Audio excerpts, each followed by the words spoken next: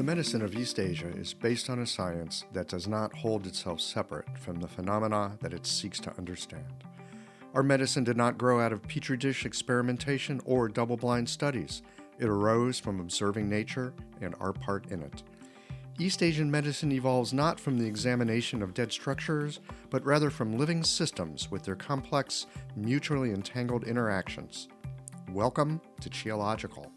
I'm Michael Max, the host of this podcast that goes in depth on issues pertinent to practitioners and students of East Asian medicine. Dialogue and discussion have always been elemental to Chinese and other East Asian medicines. Listen into these conversations with experienced practitioners that go deep into how this ancient medicine is alive and unfolding in the modern clinic.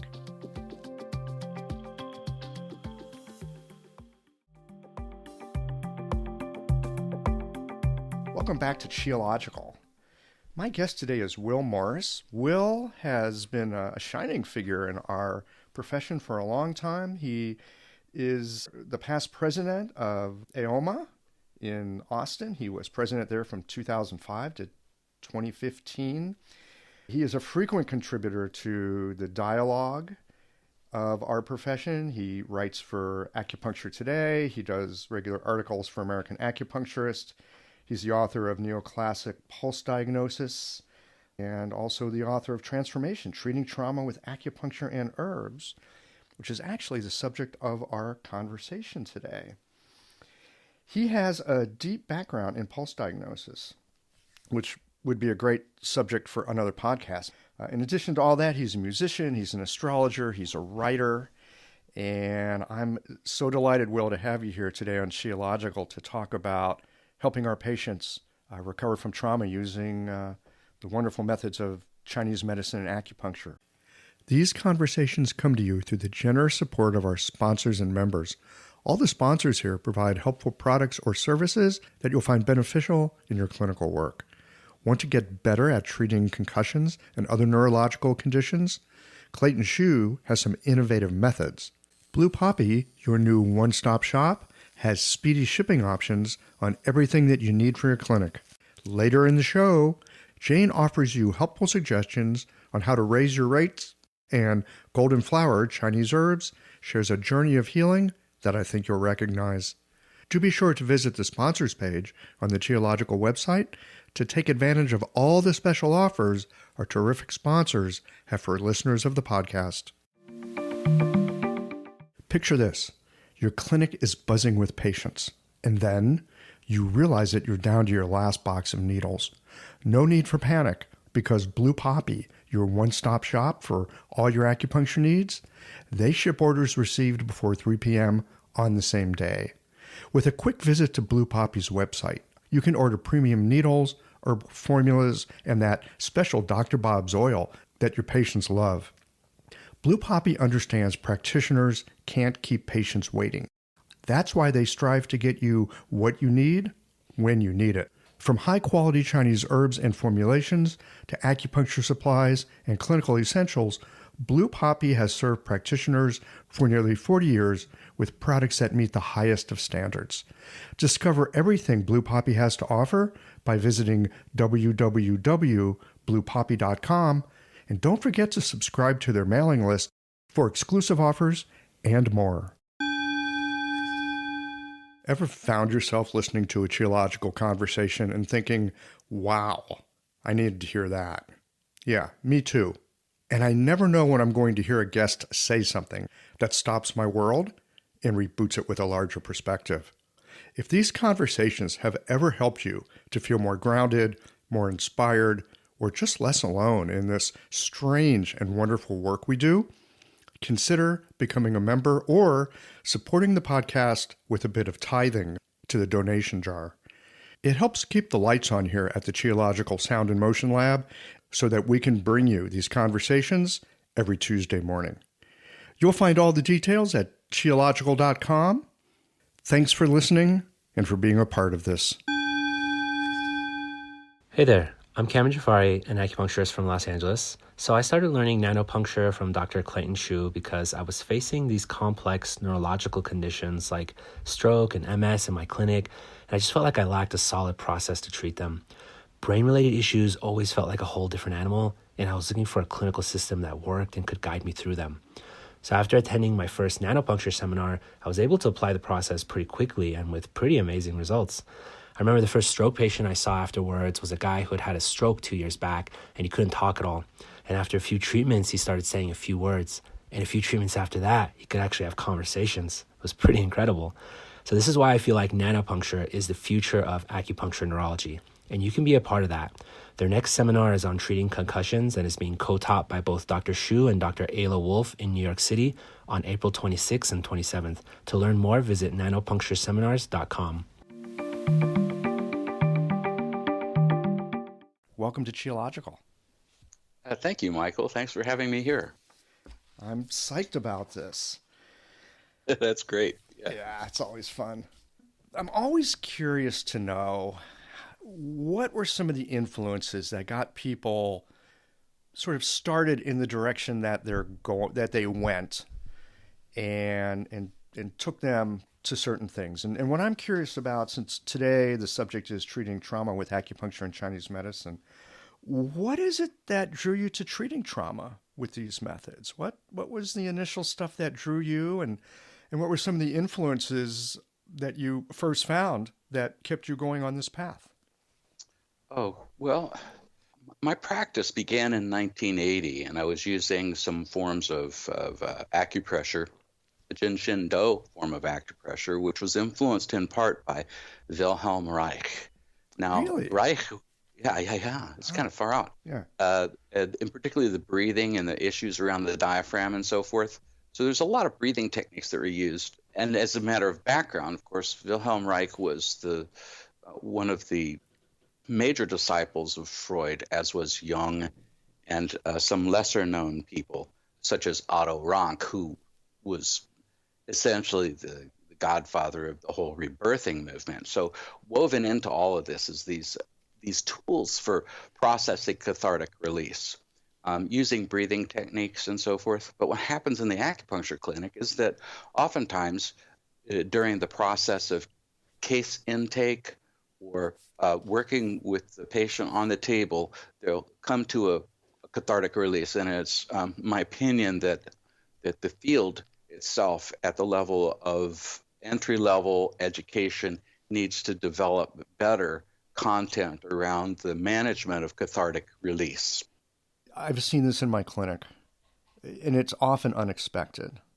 But sometimes a few well-placed needles indeed will really bring something up in a patient, and they're not at all prepared for it, and they're not sure what to do with it. And certainly as practitioners, if we don't have any background with this, then there's not a space to hold any of it. That's right. And so, of course, Reich influenced a whole host of movements, including what's called Neo-Reichian, which I did a few years of in the early 80s, as well as the rebirthing movement, which I did a few years of. And my oldest daughter was born using those techniques in the early 80s. Now, Wilhelm Reich influenced heavily my book, Transformation. But to go a little bit further, I subsequently studied with Leon Hammer, who is a psychiatrist practicing Chinese medicine, and I spent 7 years under Leon, co-teaching with him the work of John H.F. Shen, who I had shared patients with since the mid-'80s.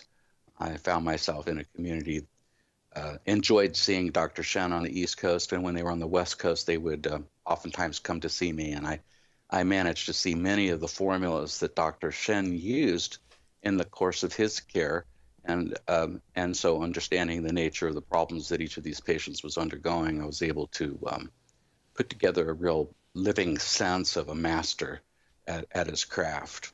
Right, and through the process of actually doing work with these people, Mm-hmm. not just like a student observing, but actually co-treating in a sense. co-treating. And although we never dialogued, I always saw the formulas that he was providing to them. Yeah, well, we know that watching and seeing another practitioner's formulas is a type of dialogue. That's absolutely good point. Very, very good point. Yeah.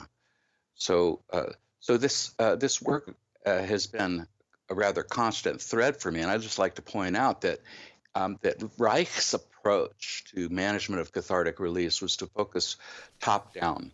So, if there's armoring and furrowing of the brows during a cathartic release, that would be his first place to look to bring the patient's awareness to generate a softening and a clearing. And then the next would be the ocular segment, and making sure that the eyes are soft and that there's a clear gaze while the cathartic release is taking place. And this is not an easy task to be done, but his basic principle was that those upper zones should be cleared before going, like, say, straight to the diaphragm, which was how I learned it in Shen Shindo, and then the pelvis would be, of course, the last, because of the significant forms of psychosocial armoring that take place in the reproductive tract. But this was an approach to the problem which was very different than what I experienced in my training, which was generally an attempt to placate or soften the eruptive emotional content. And then I'd like to say that one of the very big messages that I bring to the table is that if during the intake the person is going through some form of a release or getting into contact with deep and difficult shadow material in their history, that is the time to be taking the pulse. That the pulse should not be an abstracted moment, which is taking place where, I've done my history, and now I'll do my physical exam, which is how medicine is taught in general. Mm-hmm. So this is a very different process whereby we want to understand what the physiology is communicating about that individual's experience in order to construct a formula which is most tightly conforming to that moment of the experience, rather than their compensated state, which is when they get it all back together and we take the pulse then. And that's a different set of biological signals rising up at that moment. That's a whole different situation. There's a glimpse that you can get if you'll take the pulse when they're in contact with that deeper emotion that's erupting out. Exactly. That totally makes sense. I mean, of course, I was trained the way that all of us were trained, and but just now as we're having this conversation, hearing you say that, it just lands like a ton of bricks. It's like, well, yeah, that would be useful information. And the difference between a pulse in a moment of emotion and a pulse in a compensated state will probably also give you some ideas about what those relationships are between those different parts in the patient. That's correct. And if it's done regularly enough, one can begin to identify patterns of response to experience. And especially if one's pulse vocabulary is expanded to that of, say, the 8 extraordinary vessels, as in addition to the conventional 27 or 28 qualities of Li Shi Zhen. Right. Wow. So a lot to tap into without even hardly talking to people, if you really want to just work at that level. It can bypass the narrative. Yes. Bypass the narrative. Yep. But the narrative is important for understanding what these signals are.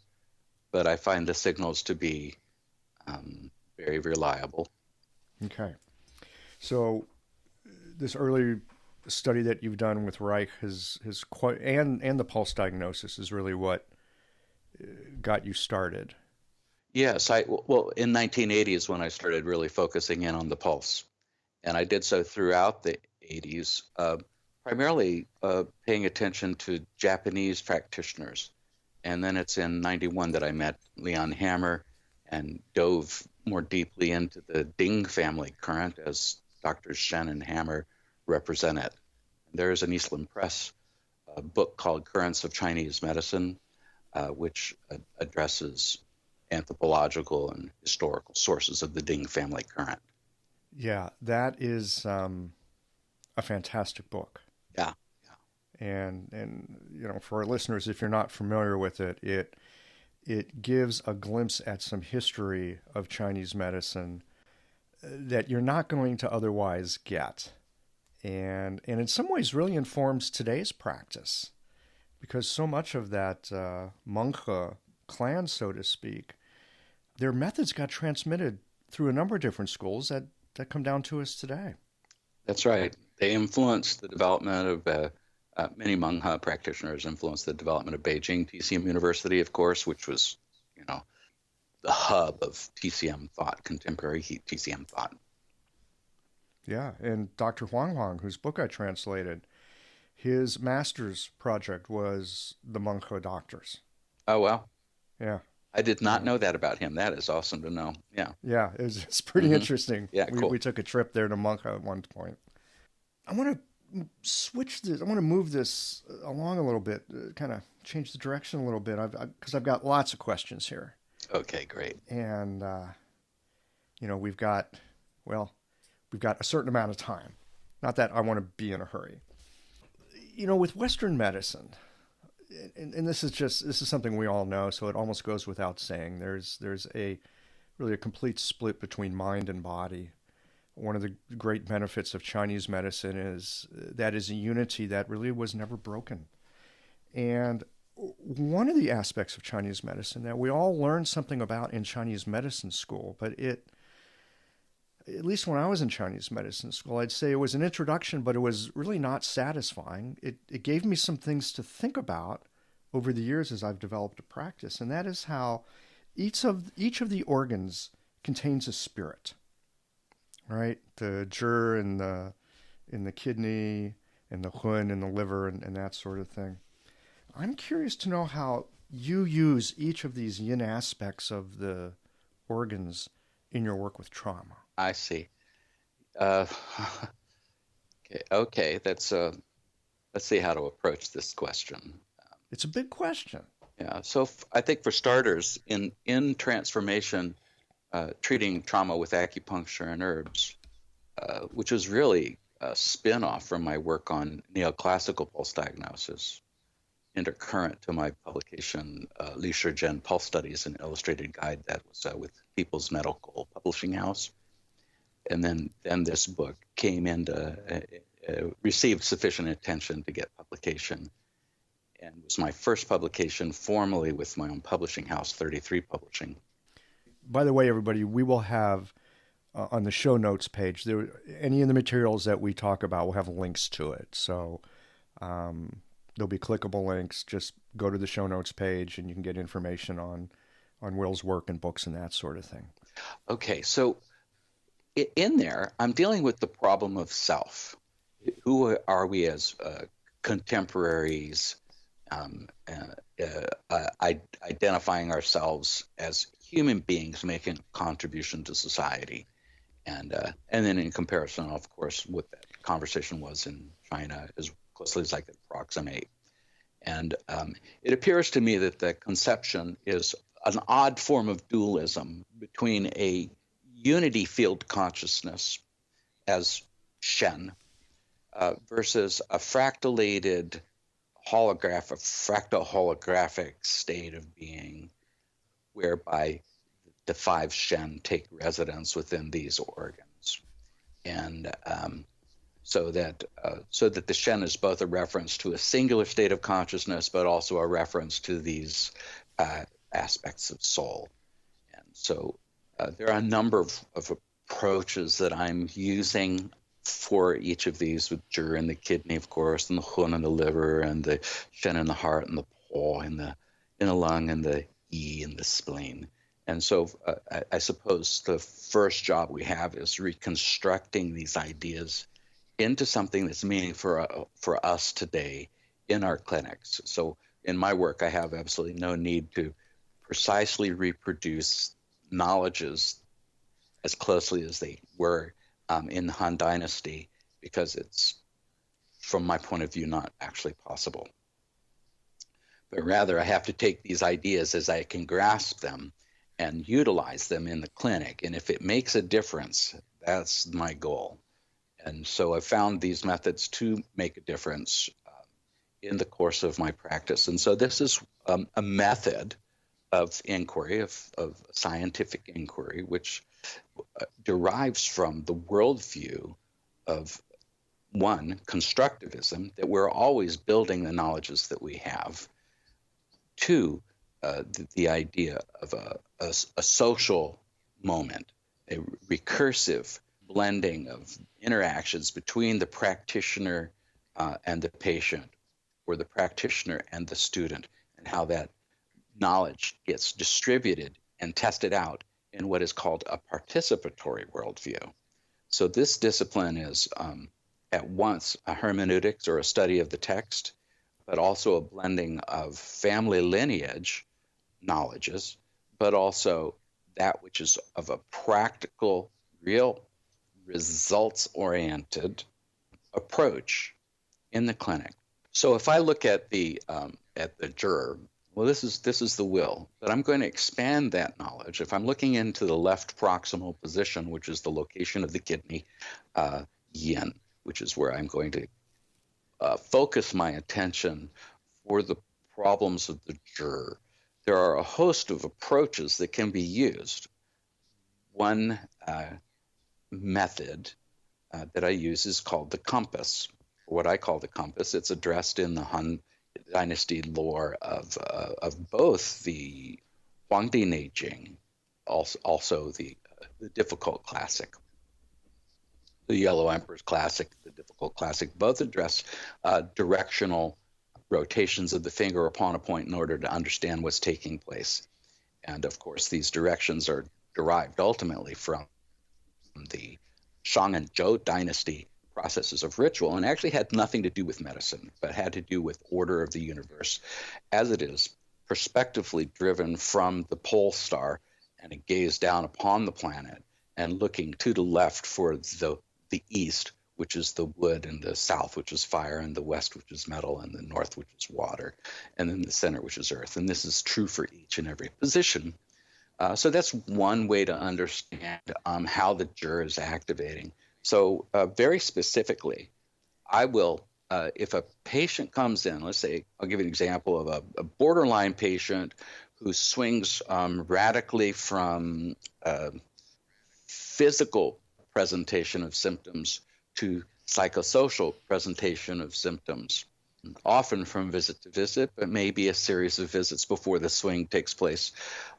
So when the emphasis of symptoms, or when the center of pathology is more in the psychosocial sphere, we'll just go straight to the Shen position, that is the heart position, left distal position, and perform the compass there.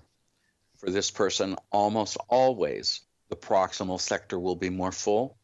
This is the zone of water. So that we go down to the kidney position, and we look there, and we do the roll in all 5 directions, which Dr. Shen also spoke of, but not in the context of assigning the 5 transformative agents.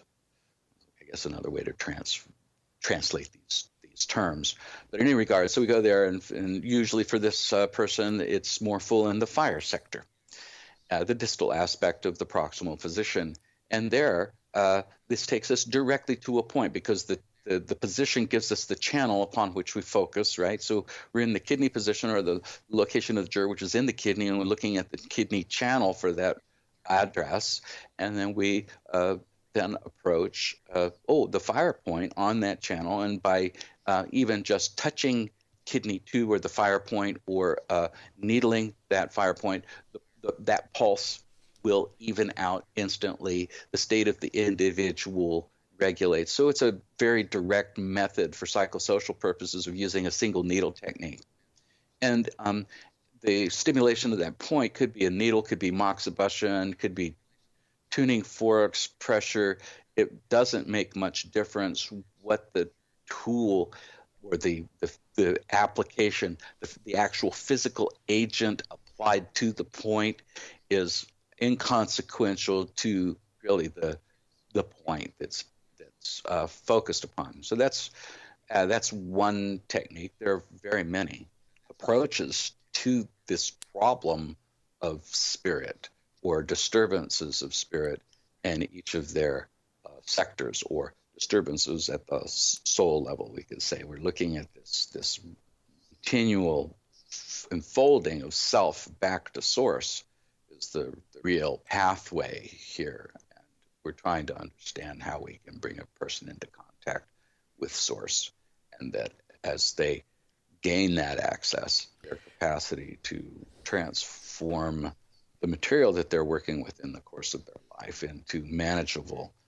packets, and to also reach a level of resolution at the relationship of self with source. So it becomes in part also what might be, we use contemporary terms of an existential set of problems.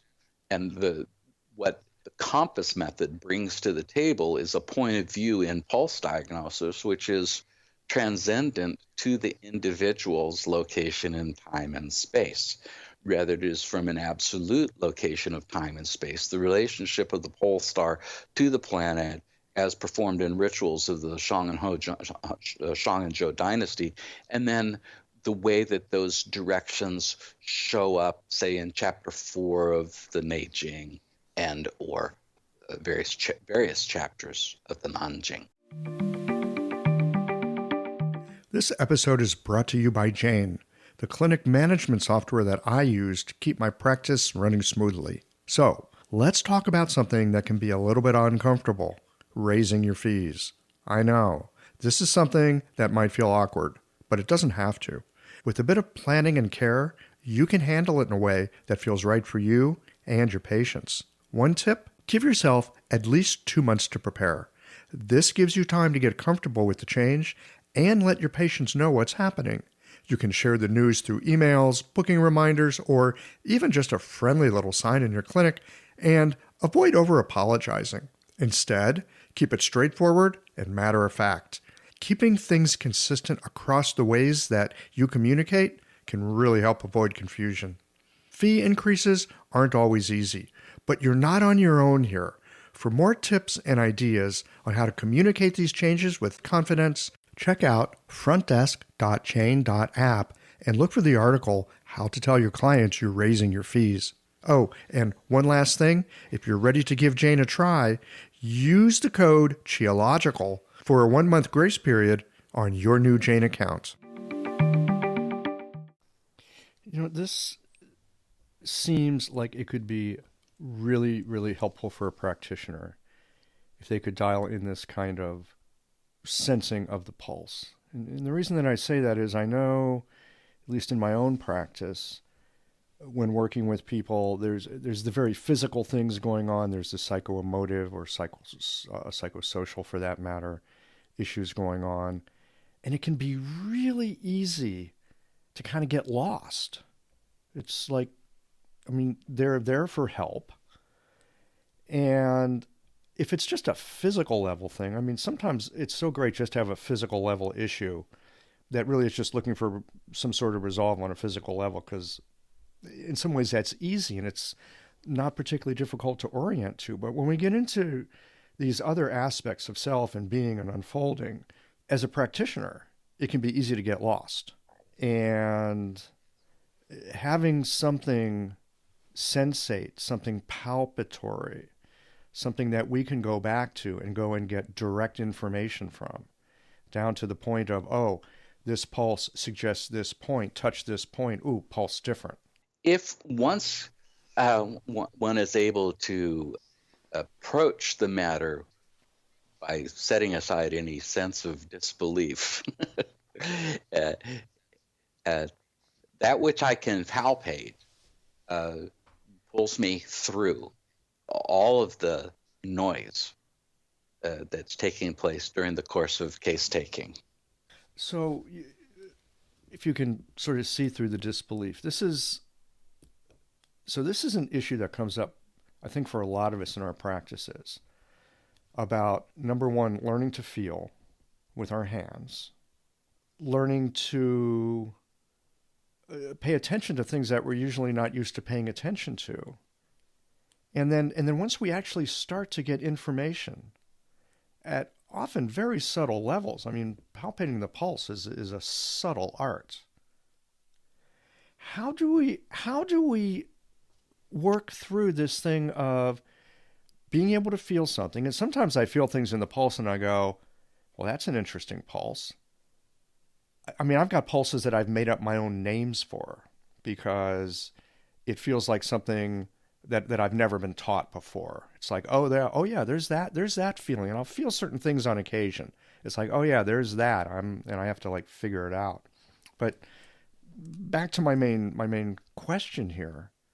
How do we know that we're actually feeling something and being guided about it? And how do we separate that from, well, this is a really subtle thing and it's so easy to make things up? Oh, I think they've got this issue. And so we find that in the pulse, or we find it in a point. How do we know when we're getting information and when we're just kind of making stuff up? It's a real problem, and part of it comes from how pulse diagnosis has been situated since the 1950s, when the Chinese government brought all these practitioners from around the country and tried to perform positivist science of proving and having repetition. And there was all kinds of problems with respect to inter-rater reliability between these high-level practitioners. Well, first of all, we have to look at technique. Are the people using the same technique? And I did a presentation for the international Chinese community last year in Arizona, and I did a brief study of pictures on the web of people taking pulses, and virtually all of them have radical errors, and they're each performed in such different ways that until we solve the fundamental problem of the assumption that we're using the same technique each time we take the pulse or when we compare our findings with another, there are other problems that have to do with the nature of the lore, and these problems are addressed in Li Shijian's Pulse Studies Illustrated Guide. In that book, I touch upon it briefly. There are very, very problematic assumptions taking place with the use of the term choppy or rough, the simi pulse. Also, the jinmai, the tight pulse. Both of these are a mess in the literature, and so when a person uses the term, and I'm talking about high-level, family-level transmission about these pulses, without naming any particular family transmission. I'm drawing from a large pool here, but not a single one of them has solved these problems, and it just goes to the real issue within the field. The problem of, say, taking the compass pulse is, one, you've got to set. First of all, there is no conversation in the core literature. Let's say the 27, 28 qualities of Li Shijian, which is really probably derived of Mansions of the Moon as a mnemonic for learning, and not really a very good taxonomic structuring for pulse diagnostic systems in general. Leon Hammer went very far in giving us probably the best taxonomic arrangement of rhythm and rate that is currently available, and I use that one. So that's just an example of some of the problems. But the issue is that until you're shown in person, it's not possible to perceive many of these things. So what happens is then, and as a result of those studies in China, is that they took the materials and reduced their presence in the state-approved educational systems, and then the knowledge product coming out of China used the pulse as a way of confirming what people already thought. So what happens is, in that moment, is that the pulse begins trailing this set of preconceived beliefs about what's taking place in a person. And this is the source of the problem that you're describing, in my opinion. And that problem being that it's easy for people to kind of imagine what it is that they're feeling, or just make what they're feeling, because the pulse is just being used to confirm what people already think about the case. As opposed to going, well, blind's not the right word, but going without assumptions and just seeing what's there in the pulse and seeing what it has to say first. Right, which would be closer to the stylings of Bian Shui, who's ostensible author of the Nanjing. So this business of rolling in four directions, there's not a single address in Li Shizhen's lexicon of distortions of the radial artery outside of its pathway. This was my doctoral work, both for my DAOM and for my PhD. The focus on different ways of seeing distortions in the trajectory of the radial artery. So the Shen hammer, or the Menghe Ding family current, as it shows up with Shen and hammer, has some particular artifacts of practice that discuss distortions in the trajectory of the radial artery. Notably, if the middle position is extending towards the tendon on both sides, which is two different observations, of course, in the compass model, we're talking about changing perspective. The pulse is completely driven by my question. So this pulse diagnosis is the fundamental approach that I use for assessing the level of Shen in each one of these positions. And of course, their story guides me to which of these Shen I'm going to take into account. And then I'm going to look at contemporary life and how it folds in. So we're coming around in circles on this, but the patterns of distortion can, depending on my question, have different interpretations. So if I have a slipperiness and a radial distortion in the heart position, or the left distal position, or left sun, that position in the Shen hammer tradition is suggestive of, when slippery, mitral valve prolapse. Well, one of the problems I ran into is that it didn't always. And then they didn't have a conversation for when it showed up on the right side. So this is what caused me to go back to the classical lore of the Han Dynasty to understand the answers to these questions. So, in fact, we find in the Meijing, the pulse classic of Wang Shuhe, who was an archivist who I'm sure well know that is responsible for the, in part, reconstruction of the Shanghan Lun. But anyway, Wang's personal work was around the Pulse Classic, and in Chapter 10 of the Pulse Classic, he's addressing both a six-division model, and then the six-division model, it's assigned to the divisions of topographical presentation of the Taiyang, Shaoyang, Yangming, Jueyin, Shaoyin, Taiyan, and then, but also the 8 extraordinary vessels. And he gives us our first, most articulate presentation of how to assess the 8 extraordinary vessels. So, but the Yinwei and Yangwei vessels both have distortions outside the trajectory of the radial artery. And it is one of the more reliable teaching methods. So I often deal with these spatially oriented methods when I'm teaching first, because it's more palpable. It's once one is shown, if I just keep rotating my finger without pushing the vessel out of the way, radial in the distal position, I can make any number of presentations, such as that wood is affecting fire. Maybe there's a mitral valve prolapse, or it could be a Tai Yang, or if given appropriate confirmation, there could be a Yangwei pulse. And these are each dependent upon the frame of reference from which I'm making the question. If my question is, which of the compass directions is it?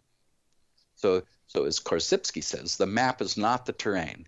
So all we're dealing with these pulse diagnostic methods, and the compass method, which I shared with you and the listeners, is a map, or it rather is an abstraction that we lay over the physical events that are presenting themselves.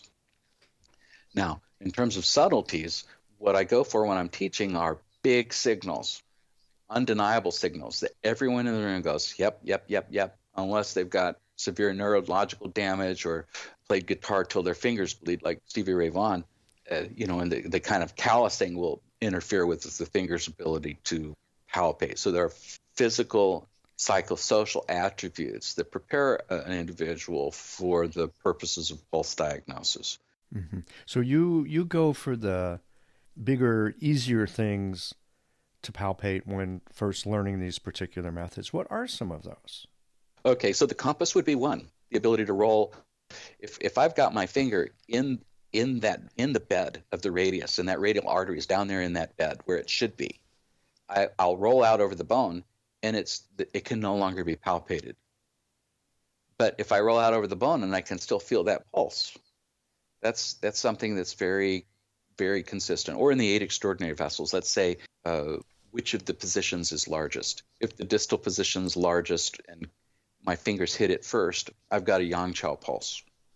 Or if the middle, it's a dai mai, and the proximal, it's yin chao. So those are super easy. Those would be easy. Yeah, they already palpate it every day of their life as a practitioner. So this is not new information. It's just a way of reorganizing what we see. And then the next process, of course, is to dive deeper into the various qualities. And I try to unpack it in terms of contemporary physiology as well, so that the Western mind can see it a little differently. And that I find to be very, very helpful. But there's another message that comes up from the Hmong Ha Ding, as Shen and Hammer represent it, and that's that there is a tolerance for ambiguity, and there's a tolerance for paradox, Mm-hmm. and which are critical skills for the physician. And I use physician here because practitioners of Chinese medicine are physicians, and I know that various legal jurisdictions, oftentimes certain classes of providers will gain social closure on certain terms, like say here in where I live part-time in Texas, it's against the law to use the term physician. Oh, right. You can't even call yourself a doctor. In fact, even if your patients call you a doctor, you're supposed to correct them. I mean, there's all that. The earned doctorate can be used as long as it doesn't misinform the public and cause them to think for some reason that you're a medical doctor. But the term physician is protected for medical doctors. I see. Is the point. Whereas in Florida, of course, physician is part of their licensing act. But as far as I'm concerned, all practitioners of this medicine are physicians, because we're dealing with certainly greater dimensionality than the physical. Well, what's interesting to me is what we would usually think of, is when you say physician, most people, of course, think medical doctor. And within that paradigm, within the Western medicine paradigm, a tolerance for ambiguity and paradox, I think they probably have very little tolerance. In fact, ambiguity and paradox, they're doing their best not to have that, right? We want the right evidence-based answer. And yet, for East Asian medicine practitioners, and especially as we're working with patients with more than just, their physicality, that tolerance for ambiguity and paradox, I think, becomes very, very important. The longer we're in clinic, the more we see tons of ambiguity and paradox show up. Have you got any thoughts? Yes. Have you got any thoughts, especially maybe for people that are students or beginning practitioners who want the answer and want to fix the problem? How do we cozy up a bit to ambiguity and paradox? They're actually our friends. They're not the enemy. Let's see. I think we're engaging into something that might be a little bit two separate problems, which is that urge and need to fix something, and it goes along commensurate with that is the issue of identifying with our clinical outcomes. Right. Let's start with that. That sounds good. Yeah, I try to encourage my students not to identify with their clinical outcomes, but rather to study as hard as they can to get as good as they can at their craft, without judging themselves for identifying with, oh, this person got better and I'm great, and then I failed here, and now I'm just the worst. I'm just the worst, and this is not a helpful stance to take with oneself. This harsh critical judgment upon oneself in terms of clinical outcomes and identifying with them, but rather the steady focus upon becoming as fluent as possible on the acupuncture front, all the channel systems, the 5-element points, all these features of the warp and woof of good practice, and that gets sidestepped oftentimes in a herbally focused program of TCM, where the points are learned in terms of their functions, such as draining damp heat, moving blood, and along those lines, say spleen 10 for moving blood. I've never seen it. I'll do some wet cupping on the back if I want to move blood, and that's going to give me some very real results regarding moving blood, whereas spleen 10 oftentimes not. So anyway, that's just an aside. So that's this issue of identification with clinical outcomes. It's who I am is who I am as a practitioner, and I do the absolute best I can. Some people I can help, and some people I cannot help, and I must accept these facts. Imagine this. A patient walks into your clinic. They're carrying more than the pain in their body. There's a story there. A history woven with the stress of long days, the ache of things unsaid, and the quiet longing for something to shift. You listen, not just with your ears, but with your hands, your intuition, your heart. It's not just about needles or a formula. It's about connection. Understanding the threads that tie us together, mind, body, and spirit. That is where golden flower Chinese herbs comes in. Rooted in tradition and crafted with care, their formulas are more than herbs. They're a bridge between ancient wisdom and modern practice. Every bottle, a quiet partner in your work, helping you to meet your patients where they are. Because healing isn't just about treating symptoms. It's about creating trust, cultivating belonging, and helping someone feel truly seen. Golden Flower Chinese Herbs, your partner in practice and connection, where tradition meets care. Yeah, which is not to say we don't care or we're lax in our work. Exactly. Right? Exactly. There's this interesting little neutral place in between. On a good day, at least for me, on a good day, I can sit in this neutral place and someone comes in and they've had a great experience and it's like, well, that's nice. And they could come in and have had a terrible experience and I'll go, okay, well, now what? And to be able to stay in that kind of neutral space of not getting all puffed up because, oh, look, they had a good result, and not getting too deflated because they didn't have a good result. That's right. So we do the best we possibly can, refining and honing our craft and serving the people that we serve. But in the end, they are who they are, and we are who we are. And so that was one. Let's see now. That was woven together. We were parsing that out from another question. Right, about the tolerance for ambiguity and paradox. Yes. Okay. So returning to that issue, let's take, for example, we've discerned a problem at the level of the Hun. And let's say that problem is exhibiting itself in terms of disturbed dream content. What I will do is ask the person to unfurl their experience of the dream, either directly with me as narrative, or they can do it internally to themselves if they're not comfortable with discussing the material of the dream. And during that whole time, I'm taking the left pulse, the left middle position, and I'll be looking at what's taking place in the depths. Of course, Nanjing, we have 5 depths, and Ding family current is more 3 depths, and then we have 2 depths with respect to many European styles and Japanese stylings of practice rooted in Nanjing. But in any regard, I'm looking at all the qualities that are coming up. So if there's forceful, over time, different expressions will present themselves. I just record those expressions and I allow all of them to be present. So if I've got signals for excess and I've got signals for deficiency, I've got signals for hot and signals for cold, then I'm going to just allow those signals to be recorded, and they will receive due attention in the course of the formula construction. So for instance, let's say it's full and it's forceful, and you press in and there's no root. Well, good heavens, there's a deficiency underlying this excess. So I'm absolutely okay using something like Huangqi or Stragless to address the acquisition of root in the left middle position, which is something that Dr. Shen would typically do. And a host of pre-TCM practitioners around Beijing also do similar types of strategies. But then at the same time, I'm going to add some medicinals which address whatever the excess presentations might be. So fully confident that if I've got both signs of hot and cold, that I will address both hot and cold. And this is essentially the harmonizing strategy. but moving away from the polarized thought of it's got to be this or that. It's usually not just, I mean, on occasion someone comes in and it is simply a this or that. I'm often surprised when that shows up. It's like, okay, what have I missed? It's kind of rare, yeah. Yeah, it's kind of rare.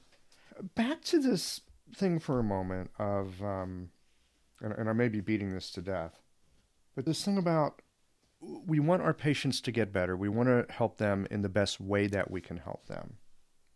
And patients come in because they have symptoms.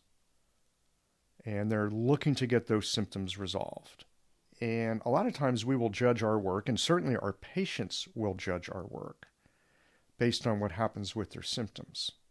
Yes. And in certain situations, getting rid of a symptom might be the right thing to do, but sometimes the symptom is an important messenger. And if you shut that symptom up without getting the message, not only have you kicked the can further down the road, but in some ways that's injurious to our patients as they go along a trajectory that's going to cause them further problems.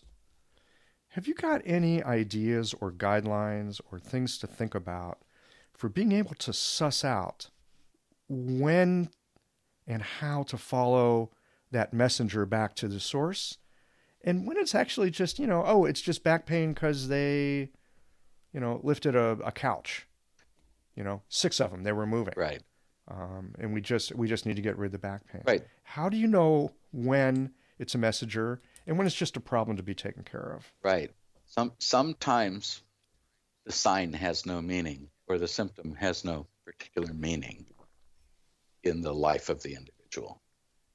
And,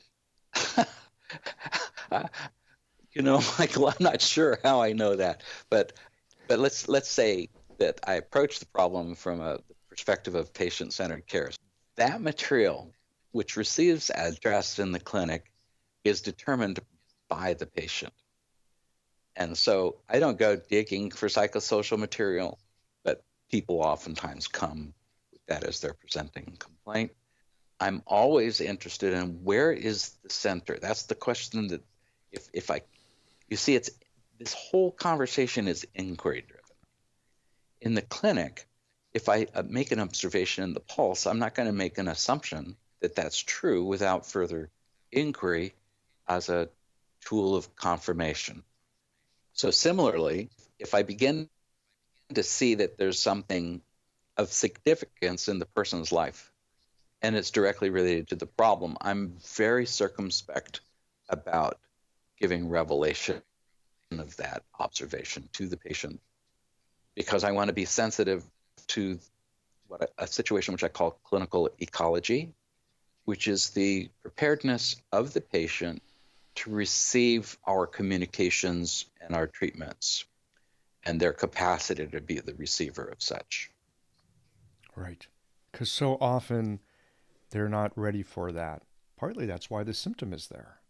It's a placeholder. It's a way to sort of keep them engaged. At a certain point, they might be ready to hear that, see it, live into it, whatever. Yes.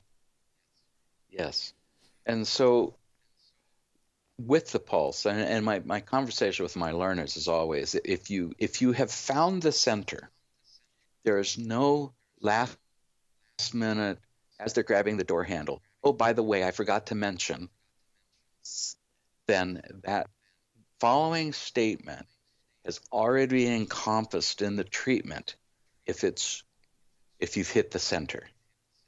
And so one of the ways that we do it is, and I'm not saying that we don't do appropriate reflection on our treatments and treatment strategies and outcomes. What I'm saying is that we don't identify with it. It's a different place that we situate ourselves when we do a critical assessment of what's unfolded. And that critical assessment should be taking place with both successful and unsuccessful cases from a neutral stance. I think that's what you're hitting upon here is, I think, one of those things that really does come with experience.